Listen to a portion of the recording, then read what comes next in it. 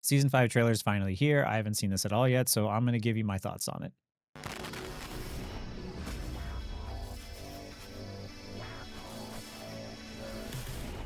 Hello everyone, Guangguang here. It's great to see you all again.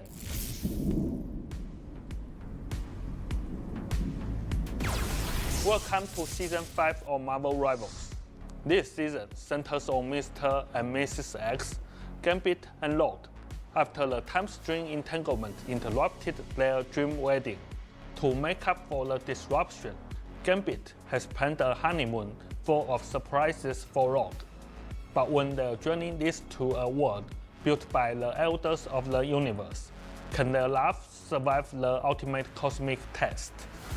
For Season 5, Gambit joins Marvel Rivals. Gambit is a master strategist. I'm not going to lie, I did not see that one coming. I thought for sure he was going to be a DPS, but with how Gambit just is full of love, then maybe that's the reason why he makes such a good strategist. Blending kinetic energy control with his iconic playing cards, agile movement, and expert combat skills to create a unique play style. In battle, he can combine his Colombian-enhanced cards to unlock kinetic shifting to heal allies, cleanse negative effects, or deal damage, knocking back enemies and applying anti-heal. When teammates need help or foes rush in, Gambit can channel energy into his staff, using nimble movement and martial arts to take down threats. When activating his ultimate ability, This is the part that's really important, that it cannot be just like every other support ult. Gambit launches kinetic charged aces at all nearby allies, supercharging their jump abilities and adding explosive power to their attacks. I like that a lot because of the fact that then it's an ultimate that's used to make plays rather than to just deny plays. Denying plays is really boring. It's very easy to mess up. But ultimates that make plays are, to me, a lot more fun and a lot more interesting. Season 5 also introduces a thrilling new mode, 18 vs 18, Conquest, Annihilation. 36 players will catch in the all-new Grand Garden map, promising epic chaos and unforgettable fun. This mode goes live after the update on November 27th. We hope you enjoy it. We are also adding a placement system to competitive mode starting in Season 5. Thank freaking goodness, because I am so tired of the ranks basically being meaningless for for the majority of the season. Uh, the way that it's like it, you could say you're GM, but it's like GM when, and that's the part that I think makes matchmaking so messed up.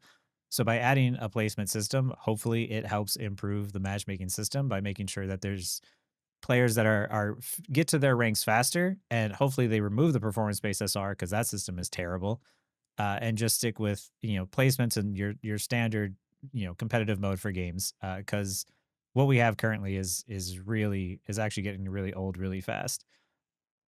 With more details coming soon from Ziyong.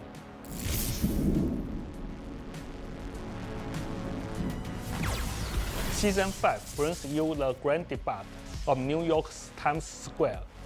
This is a long combat map that can host up to 100 players. Hang out, dance, watch videos, read books, and let your imagination run wild. We've seen so many fun, I mean, that's kind of interesting. I didn't really see that one coming, but you know, I'm curious to see what that is. friendly meetups in the Doom match, 6x Sectorial map. So we wanted to give everyone a dedicated space for socializing, relaxing, and sharing cool moments outside of battle. What would also be really nice is if they had some sort of just like explore option, like the same way that you have controls like in the practice range, but basically have the practice range, but you're able to set what map it is. So that way you can test things like lineups or, how your abilities work in different areas. Cause you otherwise, like right now, you have to go into a custom map. And then of course it's just a round. It plays like a regular game, but sometimes you just want an infinite amount of time to explore the new maps or see where you can place your, like rocket ultimates or res stations. Like there's a lot of things where a lot of situations where I wish I had an option to literally just have a practice range, but in whichever map that I choose. So seeing that they're willing to add stuff like this, I hope that they're also willing to hopefully consider something like that in the future.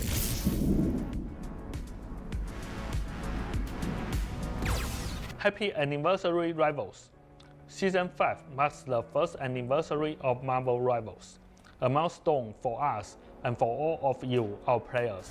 After the November 27th update, you can join our anniversary event to earn 2,500 units That is a good way to bring a lot of people back because that is a lot of units. and a free legendary Jeff costume. And that's another great way to bring people back. We are also rolling out a series of Wait.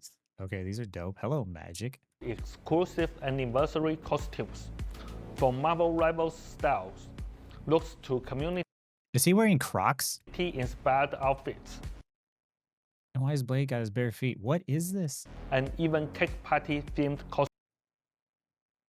Okay, these are amazing. And hello, Psylocke.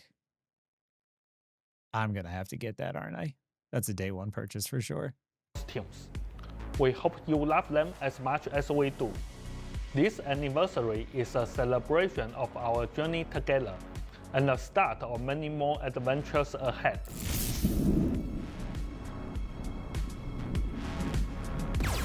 Season 5 also launches our cross-platform progression feature. Huge thanks to everyone who tested this in Season 4.5. Your feedback has helped us make Marvel Rivals better than ever.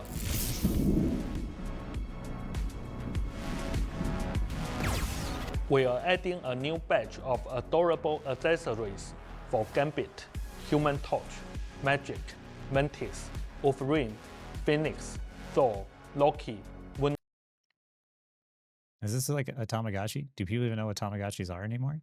But accessories are nifty. I've seen some people use them in game, but I've never bothered to look at them much anyway. Knight, and Star-Lord, all available with the Season 5 update.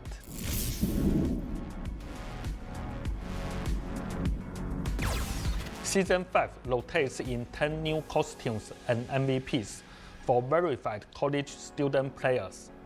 If you are in college, make sure to verify with your school email and claim these awesome perks.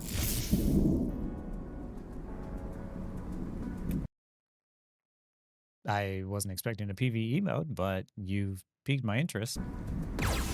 After a lot of hard work and a little health sacrifice from Zhiyu, we finally launched our first ever PvE mode for Halloween, Marvel Zombies.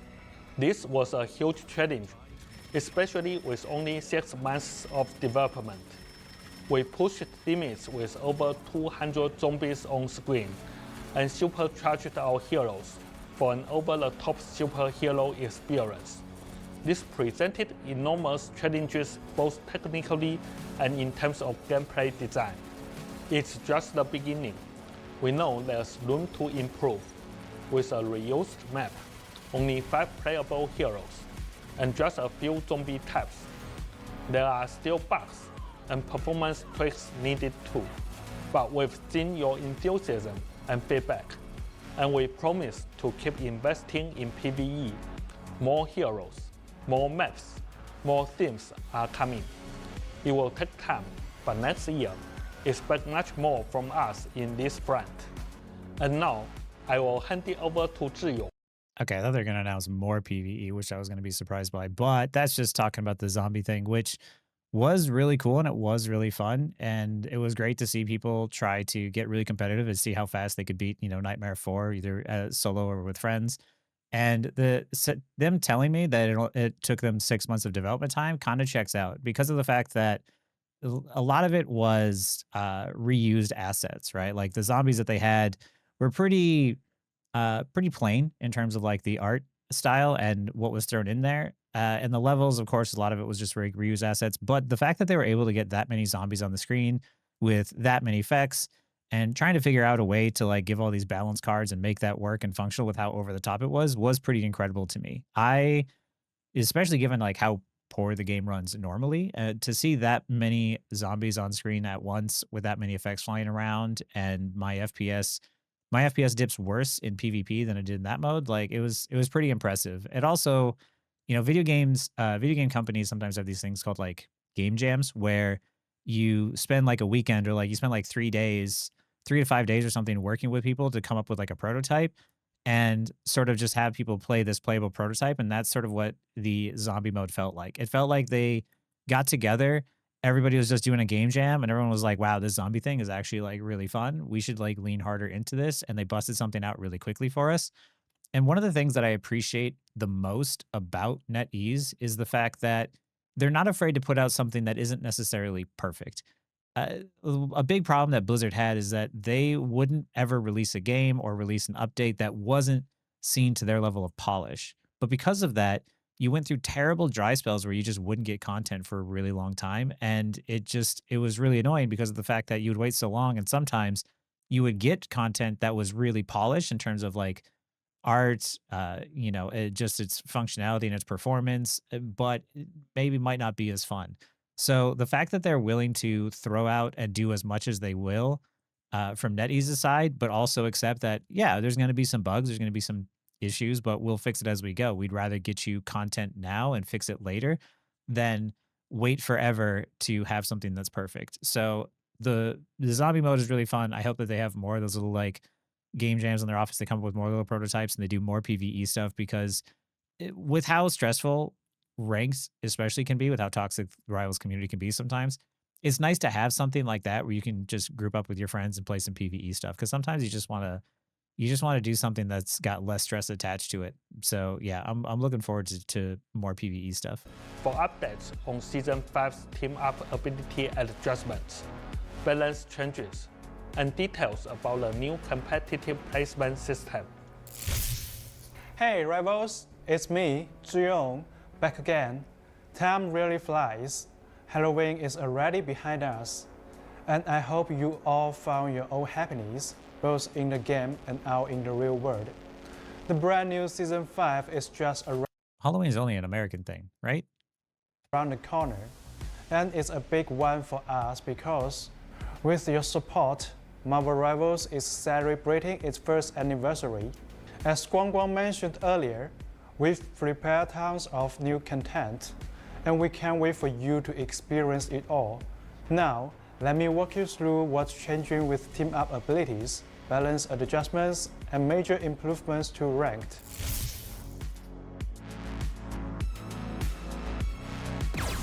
We've noticed many of you missed some of our classic team-up abilities, like Magneto's metallic fusion. So, in Season 5, we are bringing some back in new forms. We are also exploring ways to give a certain role more possibilities through team-ups. Certain role. Gambit is the anchor of this team-up, charging Magneto's Great Sword with kinetic energy. When Magneto activates this team-up ability, his primary attack is replaced by launching a kinetic charge Great Sword. On impact, it explodes, damaging enemies and ejecting unstable kinetic energy for a delayed second hit. Cloak and Dagger as the team-up anchor empower Hawkeye's Kanata with light and dark energy. When Hawkeye uses his Crimson Slash, it knocks enemies back and fires a light and dark energy wave that passes through allies and enemies. It heals and buffs teammates it hits, while damaging and applying anti-heal to enemies. Moon Knight is the anchor here. When Blade and Moon Knight team up, Khonshu's power blesses and protects Blade. Activating the team-up ability lets Blade dash forward, slashing enemies with the Sword of Dracula. At the end of the dash, Blade unleashes several quick sword strikes, each launching a Moonblade projectile that bounces and damages enemies. I think team up like that is really good because it makes a lot of sense. Having Moon Knight, who isn't good at securing hits, but having Blade that is good at securing final hits, sort of have a team up together, kind of gives like better synergy overall. And I think basically it also kind of like helps encourage low elo players to accidentally fall into a better team comp without maybe knowing and understanding as to why. Because one of the things that I do is I immediately look at my team comp at the start and I see like, okay, if I have a Spidey on my team and I know I'm playing DPS, it means that I want to play something or play in a way where I'm playing more on the front line so I can help my front line out a little bit more because I know Spidey is going to be zipping around and being a distraction on the enemy backline. So I need to play a DPS that is not going to do the exact same thing, so that way I can fill a need that my team needs. And with a team up like that, it makes a lot of sense because then even low elo players who don't quite understand why they pick what they pick, and it's just like they're just picking heroes to pick heroes, they're going to pick it for the team up, but not under. But in all actuality, they're actually going to have better synergy in the end. Lunar phones and Operation Microchip are being retired. Magneto is being removed from mental projection, and Hawkeye is out of cheering assault. This makes sense. I mean, not that I'm complaining too much, but Psylocke has had that freaking team up for a really long time. Primal Flame is seeing the addition of Black Widow. Black Widow's bullets can now be empowered by Phoenix Force, letting her switch between regular and Phoenix bullets in combat. Phoenix bullets heal allies and damage enemies in an area, but can't crit against enemies. I mean, that's actually kind of cool. That's like third support without the support. As Season 4.5 comes to a close, all the ongoing balance changes and new team-up abilities have really shaken up the meta. First off, with Ultron and Human Torch getting nerfed, battles shifted from vertical, high-flying skirmishes to more intense ground combat. This made it a bit easier for players to process information during matches. But with Angela and Daredevil joining the roster, there's now a bigger emphasis on awareness, teamwork, and positioning. Team comp.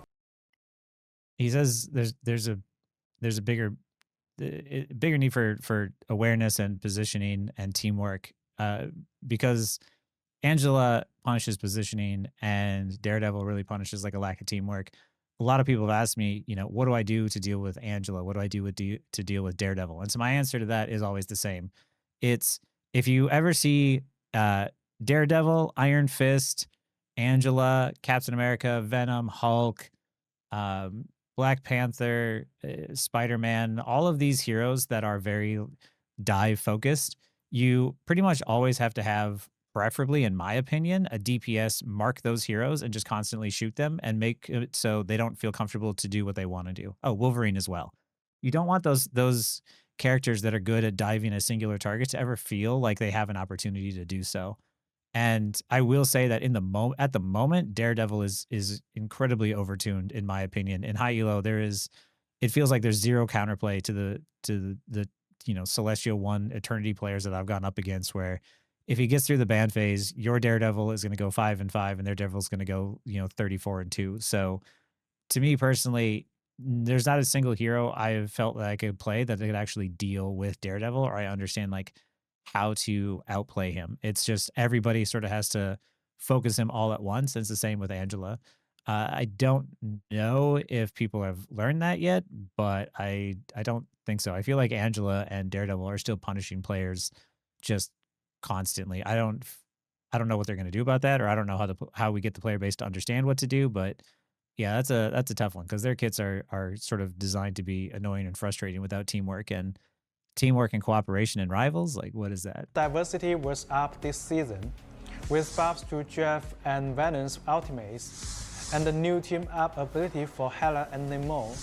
Lineups built around Venom, Jeff, Hela, and Hela Namor have become some of the hottest picks. The triple strategist lineup is. I will say that for me in ranked, Venom is not. He's very strong for sure, but he's not as bad as some of the others. My bans are typically Daredevil, Hela, Psylocke, Jeff, maybe Bucky. Like the last two are whatever. But if I'm not playing Psylocke, then a lot of times she probably needs to get banned. But Venom's not so bad, but Daredevil is really difficult to deal with, and Hela is another very frustrating one because like Hela Namor, the anti-heal, it just does a lot, and there's just a lot of damage. There's a lot of poke damage. Hela's ult is still really good. So those are the bans that I've been going with and found probably the most success finally.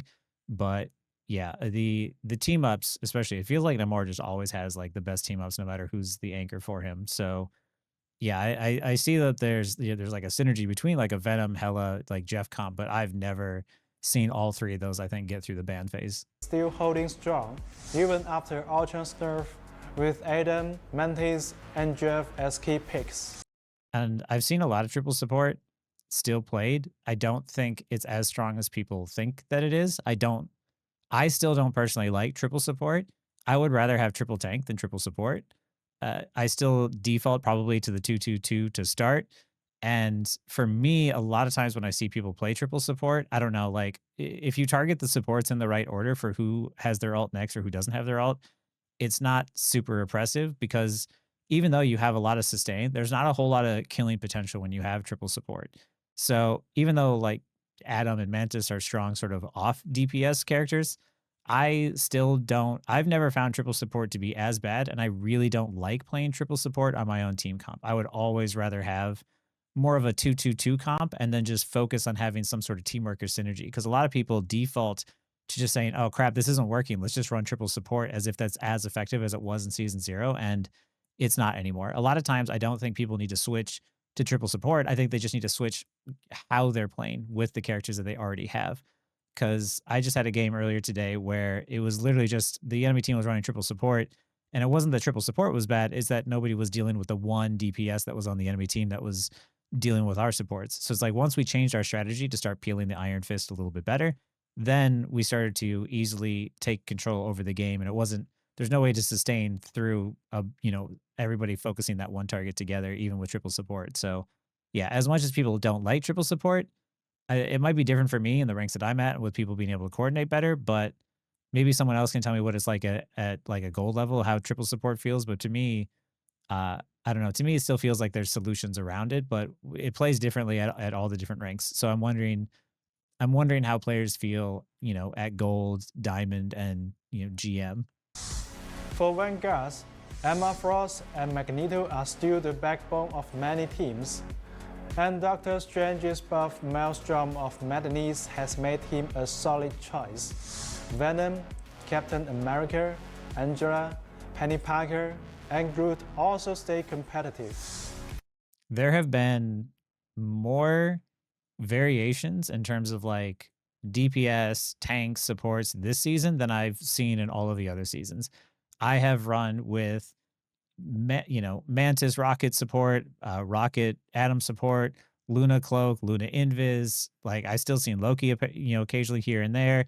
And as for the tank roster, like yeah, there's strong tanks, but even double dive tanks can work really, really well if coordinated correctly. And I've seen people mix up a lot of what is getting played.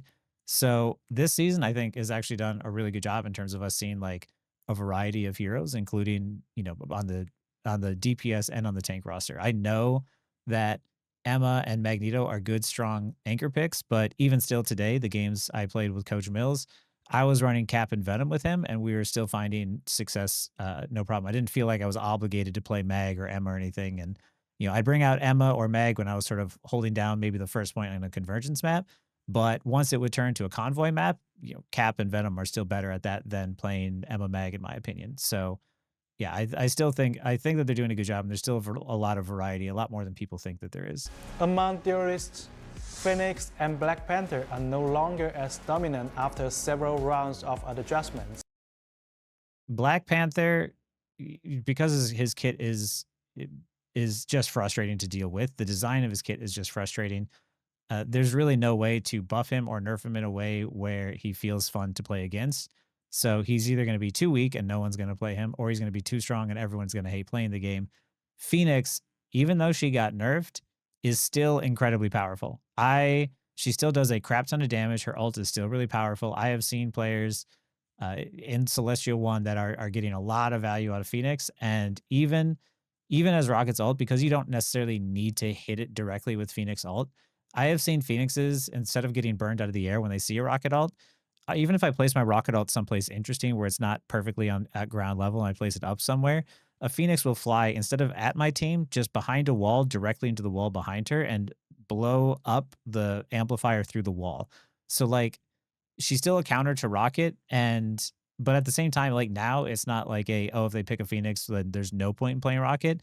I can still play around around the Phoenix as Rocket, but it's still very difficult. And she's still very strong. She's still very impressive. She still does a crap ton of damage. I think that she was nerfed in a healthy way, and BP I still think he probably just needs a kit rework, honestly. While Hela is back in the spotlight, Starlord, Psylocke, Namor, Winter Soldier, and Moon Knight have all been performing well. The new hero Daredevil, along with Iron Fist and Magic, have also stood out this season. With flying heroes taking a backseat, Theorist picks were more varied and flexible than ever. Yeah, there definitely haven't been as many flyers, and part of that is due to the fact that you have Hela, you have Psylocke, you have a lot of people that are able to deal with the flyers, and even Daredevil is super impressive. Like it just feels like there's nothing that guy can't do. So I haven't seen for sure as many flyers, but maybe it's because we saw so many flyers for a while that I'm okay with that. I've still seen Human Torch players play quite a bit, and they're still performing well. It's just now it's not just winning through the fact that he's just super powerful. It's now these players are just really good, and the people who do know how to play him can still get a lot of value out of him. And I've still seen some Storm and Jeff NATO picks. I played, play with some Iron Man players today. Like they're still out there. People are still able to find value out of the flyers. It's not like you can't at all. It's just as the meta shifts, people's perception changes as well. But I don't think that any of these heroes are necessarily weak, especially in all of the ranks. Like metas and tiers and tier lists and stuff like that is a lot of times for like the top 0.01% of players, right? It's not for everybody else. It's for the pro players and everything else. When you're in gold or platinum, it doesn't matter what you play. If you're good, you can make any of the heroes work. So yeah, I even though like the metas shift and people's perceptions of like what they think is strong might change, I still think all of the heroes in the game still seem very viable right now, all around from DPS, tank, and support role. All of them feel like there's a lot of viability this season. And for strategists, Jeff, Invisible Woman, and Mantis continue to shine. Whether it's Jeff providing flanking pressure and support, or Invisible Woman and Mantis leading the charge, strategists are now playing a bigger role in breaking through enemies' lines and helping their teams succeed. There's definitely like the changes that have made to Jeff are really great because of the fact that I know that a lot of people don't want to see more support ultimates just turn into just giant circles of healing. But in Jeff's case, this is the one instance where I kind of understand it because of the fact that when Jeff uses his ultimate in the past, you would just basically be down to support. And even if he got people to actually die, he got people that he swallowed up that he could jump off the map with, he would end up killing himself, and now your team is down to support. And Jeff Ultimate has a lot of risk. And in that risk, there's a lot of different ways to kill a Jeff. So I think the changes that they made to him were actually pretty good, but he is a very strong pick. But the problem is that there's a lot of really bad like Jeff players out there that don't get a whole lot of value out of his ultimates. You can always tell who's a good Jeff player based off of how successful they are at using their ultimate. Because I've seen some Jeffs get, really big ults. I've seen them go for specific picks. I've seen them ult just to get the pool underneath and get them to use ultimates and then just not swallow anybody and go off to the side and then just heal their team back up because Jeff's base healing is basically as powerful as a Mantis ult already. So he's a very, very powerful support pick this season, and he's a lot better. He doesn't feel like a throw pick like he was in the other seasons. So yeah, there's definitely been a lot more variety in terms of which supports are viable, and the Venom anti has made it so those invincibility ultimates aren't as super effective anymore. It's not like you can just press a button and immediately know that your entire team is safe. With Blade's anti-heal, with Venom's anti-heal, I think people are starting to realize that there are actual ways, decent ways to kill through those ultimates now. Same with like Rocket ult. I've seen Strange ult in the middle of Invis-Woman ults with the Rocket Amplifier just to hit an E and explode everyone on the inside. So it does feel like the reason why that they buffed a lot of these characters is literally just to say like, okay, now there's options of what you can do. And because of that, it's definitely shifting up the meta a lot more to where Luna, Invis-Woman, Cloak and Dagger, they're still viable for sure. But now these other supports are actually able to help do damage or make plays through those ultimates. So now there are more options, and more options is always better. You know, the other seasons before where it was just Luna Loki every single time in the backline was it got real old real fast. So I'm glad that they have made so many changes to the support roster that we're seeing a lot more variety now. Beyond the standout heroes from Season 4.5, we are also keeping a close eye on the rest of the roster and have plans for more adjustments in Season 5. First, we will be giving most Vanguards a boost in team utility, making their roles more balanced and versatile. This includes upgrades for heroes like the Thing, Hawk, Penny Parker, and Captain America. I can understand buffs to Hulk Thing and Captain America, but I mean, I know Brandon's gonna be happy that Penny's getting buffed. I mean, maybe she might be banned more, but like, I don't think Penny needed a buff. But Expanding their value to the team. For example, Captain America's ultimate will now help allies charge their own ultimates faster. that's really interesting because typically I would use Cap Alt not to charge ultimates. I mean, not to usually like not always to save my team. A lot of times I would use it specifically just to buy time and stall. So I wonder now how I should start thinking about how I need to use this all differently.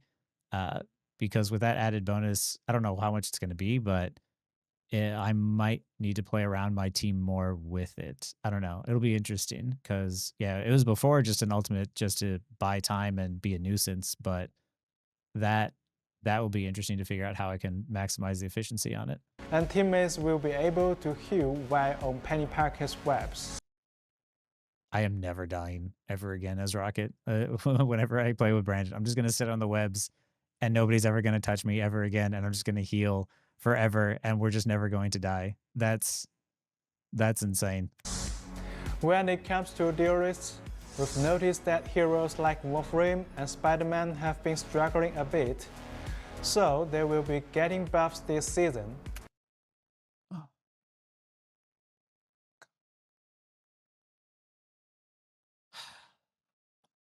Okay, I don't think Wolf was that bad, and I understand that there's going to be a lot of people out there that think that Spider-Man needed buffs because he lost like he got some nerfs by losing anchor team ups and shit like that. But like, I don't think you guys understand that the Spider-Man doesn't feel like he does all that much in low elo because he takes so much skill to use. But I have been going up against Eternity and one above all level Spider-Man players, and it is insane what they can do already on a character that's supposedly weak. Like there is literally no time to breathe or play safe or anything. Like you are stressed constantly when there's a good Spider-Man on the enemy team. And if your DPS aren't dealing with him, you as a support player are just miserable. So I'm not sure what they're going to do to buff Spider-Man, but if they're going to buff his kill potential, I don't even know cuz I mean like I my team died to a Spider-Man ult earlier today where he just zipped in, pressed Q and immediately annihilated, the entire backline and they just got out right away. Like there's no way to counter that other than just having another support alt ready or something. But yeah, it's I really this might be a hot take. I really don't think Spider-Man needed buffs because yeah, good Spider-Man players weren't playing for damage or for kills. It was the fact that when a Spider-Man would jump on your backline, the attention that he pulled and forced the supports to heal each other and take their attention off the team was so much value that it didn't matter that he didn't get any kills. Like the supports had to do everything they could just to stay alive. So with a character that's got that much mobility, like what are you going to do to fight back? Like you can't. Most characters can't fight back. There's only a few characters in the game that can actually deal with like marking him, and it's not support players. So I don't know. I don't know how I feel about this. I don't feel good, that's for sure. We'll have to wait and see. Wolverine will become more threatening to Vanguards, while Spider-Man's combos will feel smoother and more consistent. Faster time to kill, faster overhead, maybe? Which, For strategists, Loki is getting a target boost to keep him competitive within his role. that seems fair. He's the only support on the roster that's been seeing less play overall. So I get that. And Cloak and Dagger will see their survivability slightly improved. I did not see that one coming, I'm gonna be honest. This isn't all. There are plenty more balance updates coming, so be sure to check out our upcoming balance patch notes. We will also be releasing the Season 4.5 Hero Pick and Win Race very soon.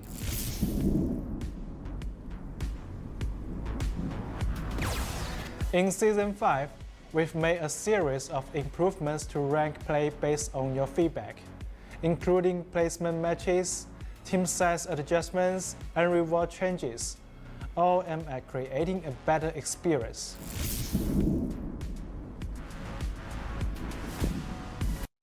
This right here is the most important change that Marvel Rivals is going to add to their game, especially because of the fact that ranked is basically the reason for a lot of the players to play the game. So if they do this well and the matchmaking improves, I feel like it would be a real huge win for netties. With placement matches, your rank will no longer reset to a fixed tier each season. Instead, you will play 10 placement matches in competitive mode each season to determine your starting rank. When participating in the placement matches, you will be assigned an initial rank based on a conversion of your rank at the conclusion of the previous season. Since Season 5.0 marks the transition to this new system, your initial rank for placements will be determined by taking into account your highest rank from Season 0 to 3 and your final rank from Season 4. Please note that this isn't just a straight carryover of your highest rank, but rather a balanced calculation. If you don't have an eligible previous rank, you will be treated as a new player, and the system will assign you a starting rank for placements. After your 10 placement matches, your results, along with your initial calculated rank, will decide your starting position for the new season. The more matches you win, the closer you will be to your previous season's rank. If you go undefeated, you can even place higher. Each season, you only need to complete 10 placement matches. If you finish them in the first half of the season, you will keep the rank in the second half. If you don't complete placements in the first half, you will need to finish them in the second half to qualify for rank rewards. Okay, that is pretty huge. So it's not taking into consideration of just like starting everyone at like assigning a gold level or whatever and just seeing after 10 placement matches, but they actually take the whatever your peak was, which your peaks, whatever your peak was in those different seasons, and then I guess basically like averages them out, which is really huge because I know for a lot of people, we've all figured out that some people have used like the tracking websites and stuff like that, and you can see what everyone's peak rank was, what on your team and on the enemy team. And there's sometimes like for me and Celestial, it's like everyone on the enemy team was peak Eternity or one above all and like one Celestial, and then like your team is just like peak Celestial 3 players or something and like one Eternity, and it's like because of the fact that the way that the system works currently, everybody's grinding their way up and everybody is technically, the same celestial level at that moment in time. The skill levels are just massively different between the two teams. And when ranked matches are trying to match people up, it's doing it based off of your current season ranking, right? Which kind of makes sense, but that only makes sense in terms of just like if all ranks had some sort of definitive meaning throughout the entire time of the season, then matchmaking would be better that way. But because of the fact that it doesn't take into consideration what your previous season's ranks were, it can lead to a lot of very lopsided matches that are very, very difficult. And of course, I don't really care for the system much myself, but I've accepted it. And I just sort of treat every game where I don't want to know what everyone's peak rank was. It helps me focus more in the game than thinking to myself, I'm like, oh, I'm up against like a pro player. I'm up against somebody who's, ranked number 4 last season or whatever. Like to me, I don't really like to know that. I just want to focus on the game. So the fact that they are going to do placement matches based off of your peak, I think will really help players out in terms of, getting better quality matches and getting better quality placement matches as well. Overall, I think that this is just really good step in the right direction. And, the fact that they started with the current system the way that they had, and they've already shifted over into placements is pretty massive. Like game studios, I come from Overwatch, of course, and Blizzard, it took so long for us to receive any changes at all, any big changes that we just kind of got used to not seeing them. And for NetEase to implement placements so quickly, I don't know. I'm extremely grateful that they were able to do it, and I'm excited to see like what it's going to be like next season. Because if I could not have to grind through Plat, Diamond, and GM again, that'd be fantastic. Because yeah, I don't really care for the constant feeling the need to like grind nonstop and even finding time to, right? One of the benefits at least of like placing matches, with Overwatch is I could play while also working my day job and doing other stuff, and I could still try and hit a new peak rank. But the way that it is now, I am currently Celestial one. I've gotten close to Eternity, but just due to the fact that I have work to do, I have adult responsibilities, I have videos to make. It's been very difficult to try and find time to literally just grind and push myself that last little bit to try and get to Eternity. So, with placement matches, hopefully that speeds up the process. And now for other players such as myself who might not have as much time, that we get to skip all of the, just grind where everybody is trying to basically fill up the higher ranks because the rank resets pushed everyone down. Now, you have pro players playing in Diamond at the start of the season rather than being up in Celestial, Eternity, and One Above All like they should be. So yeah, I'm hoping that that massively does a huge improvement on the matchmaking quality of the games from Bronze all the way up to One Above All. We've made improvements to team queue size. If everyone in your team is Grandmaster rank or below, you can queue as 2, 3, 4, or even 6 players. However, if anyone in your team is Celestial, Eternity, or top 500, your team size will be kept at 2 players. It's kind of a bummer, but also at the same time, I get it because for everyone who's probably playing from Bronze to Grandmaster, you're probably playing a little bit more casually. And so you want to play with your friends and to maintain, some sort of competitive fairness, especially in like the highest matchmaking. So you don't have teammates, stacking in Celestial. Cause like there's when you get to One Above All and you're playing games, especially like late at night, you'll see streamers and stuff playing where they're waiting in like 15, 20-minute queues or whatever. So a lot of times they'll hop on alt accounts. And I know that for a lot of people, Celestial 3 might be like the top 99.5% of players, and One Above All is the top 0.01%, right? Even though it's only, 0.49% difference, that is a massive skill gap in terms of like what you're going to find between a Celestial 3 player and a One Above All or Eternity player. Even just, like I've said this before to people, but every time you go up and hit a new rank, like if you go from Diamond to GM, you gotta feel really proud of that because that is a huge accomplishment. But when you get to Celestial, the skill gap from Celestial 3 to 2 to 1, like treat each time you go up a division rather than a rank as a huge accomplishment in Celestial because now you're competing against players that are getting so much better that it's going to get so much more difficult and it's going to feel like every single division is like you're fighting a new rank now.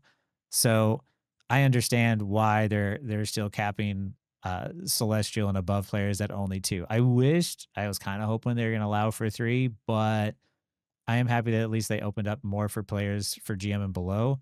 And I think that's still overall a positive win all around. But yeah, I get why they're definitely doing that.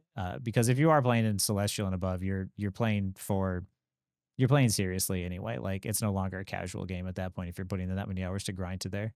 You can team up for placement matches, but if anyone in your team hasn't finished their placements, you can only queue as up to 3 players. Okay, so during placements you can queue up to 3, which is nice. So me, Brandon, and maybe Guru could actually play as a 3 stack. That'd be really fun. Multiple restrictions apply. The strictest rules will take effect. For example, if you have 1 player in placement matches and 1 as Celestial rank, your team can only queue as a duo. Take it back.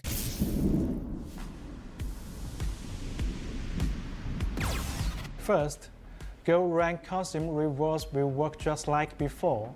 If you reach gold and play 10 matches in Season 5.0, you will receive your reward when Season 5.5 launches. This is nice. I wondered how they were going to do that with placement matches. Instead of forcing people to sort of grind to gold, I wondered if they're just going to place people in gold and they'd immediately get the rewards. So it looks like they're going to do that because I wasn't sure if they were going to change it from being like gold to diamond. But this is probably a good thing because I still think that the gold skin reward should be pretty easily accessible to a lot of people. It shouldn't, the rewards for Grandmaster, Celestial, One Above All, like all those crests, icons, and stuff. Like they're cool for sure, but I definitely want like the skin to be accessible to most people.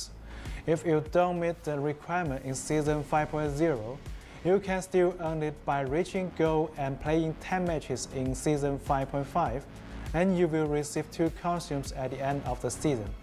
This system will continue in future seasons.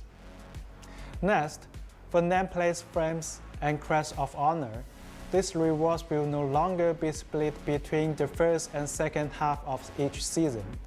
Instead, there will be just one set of rewards for the entire Season 5, distributed after Season 5.5 ends, as long as you meet the rank and match requirements. This means that there will be only one set of nameplate, friends, and Crest of Honors per season moving forward. Season 4.5 rewards won't be affected and will be distributed as usual. We hope these changes, along with placement matches, will reduce the pressure of grinding for high ranks and give you more flexibility in planning your club. There are a lot of rank changes in this season, especially with the new placement system. So be sure to check our upcoming updates notes for all the details. Ignite battle. Okay, that is everything. Overall, I think that is a lot of exciting changes. The I think that Marvel Rivals is in a good spot where it is already. I think that it's been in a good spot and that they've only made a lot of overall net positive improvements. And one of the things I'm really happy about is that since they put out that one video saying that, trying to explain matchmaking that EOMM doesn't exist, like we've had fewer and fewer people use it as an excuse. So now with placement matches, hopefully improving the quality and matchmaking of the system, that hopefully the matches improve even more so. And also for people like me who are trying to manage, trying to juggle so many things at once with, like I said, like a full-time job, making videos and also grinding a rank, like you don't have as much time. And when, I'm trying to reach eternity, like right now in this season, in the past seasons, eternity was the top higher than 99.89% of players, right? But Celestial 1 is the top 99.91% of players. So percentage base, I've already technically hit what previous season's eternity was, but because of the fact that players haven't played enough and started to fill out eternity better, there it makes it very difficult to try and reach that until, enough of the player base has been distributed through the higher ranks a little bit better. So with the placement matches, hopefully being able to speed up this process, it would make it a lot easier to try and, hit your peak rank. It feels like there's more opportunities to do so. So that way you could spend the entire season trying to see whatever your peak rank was rather than just try and grind a bunch and sort of improve. And then hopefully in the last week when the players have spread out as much as possible, that you try to make the climb in that last week because that is really frustrating. I would much rather figure out if I can hit my peak rank, earlier, like halfway through the season or earlier in the season, or it not be so much like you have to grind on the very last day. That part is really frustrating. So I'm looking forward to that, but they didn't say anything about removing performance-based SR or how they're going to do that. So I'm curious to see how they're going to do because performance-based SR was meant to rush you through the lower ranks faster. So that way you weren't just stomping on like low elo players, or it was trying to help fill up the higher ranks faster. But now that you can place into the higher ranks, you don't need those bonuses. And as someone who is playing for the team and not playing for stats, the system heavily punishes me every single time that I play because my play style is specifically to it's to peel, it's to mark enemy players, it's to, not waste my resources and, play in a very smart, controlled, slow, calculated way rather than just trying to dish out a bunch of damage and see if I could just out mechanically outplay everyone. So I have been punished so hard in the support in the ranking system lately. Like just yesterday when I was playing in as a Celestial 1 player, I was winning 15 and losing 27. And I was still winning more than I was losing, but after winning 4 games and losing 2, I had only gone up 13 points because of the fact that even though my style of playing is effective, the performance-based SR system says, "Oh, well, we don't think that you're doing a good job because of the fact that, your DPS were doing a crap ton of damage, and they're pumping the tanks full of damage. They're getting a bunch of final hits as Bucky." It's like, right, but he was able to do that because me as Cap was holding down the convoy and keeping 2 supports busy, and I wasn't able to do any damage. But that moment of distraction and holding the convoy down gave space and time for my DPS to do their job.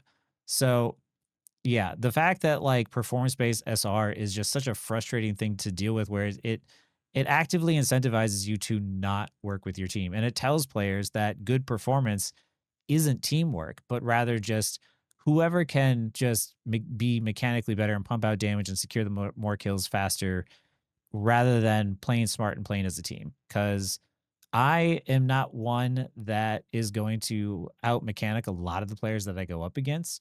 So instead, I've learned to play around the objective by stalling it out and, going for very cheeky kills or cheeky stalls that help me win games, blocking heals and such.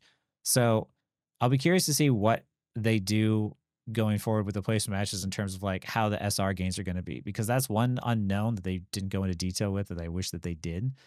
But on the upside as well, with placement matches, now Smurfs will get placed faster into the ranks that they belong. And I think this is a really good thing too, because when you want to learn a new hero, you really don't want to go through, bronze, silver, and gold. Like for me personally, when I was learning magic, I really didn't want to go into bronze learning magic. And I had to wait for the rank reset. Once the rank reset threw one of my accounts down into like plat 1, like, okay, I can start playing magic in plat 1 because of the fact that now, my skill level as her wouldn't be as great.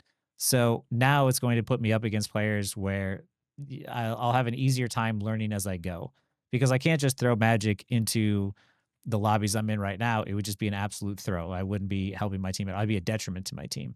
So now when new players make an account to learn new heroes and they get placed in, bronze, or they get placed in diamond or GM or platinum or whatever, like that'll help a lot in terms of improving the matchmaking of lower elo games. So that way lower elo players can have uh, a much nicer environment and a much, slower environment, which allows them to gradually grow and learn as a player rather than going through the trials of seeing how many Smurfs you can go up against. And, when you're in those low elos too, you have to have chrono shields to deal with all of the Smurf players and the really messed up matchmaking. So, hopefully with the new placement systems, it helps with people learning new characters. It helps with the grind overall.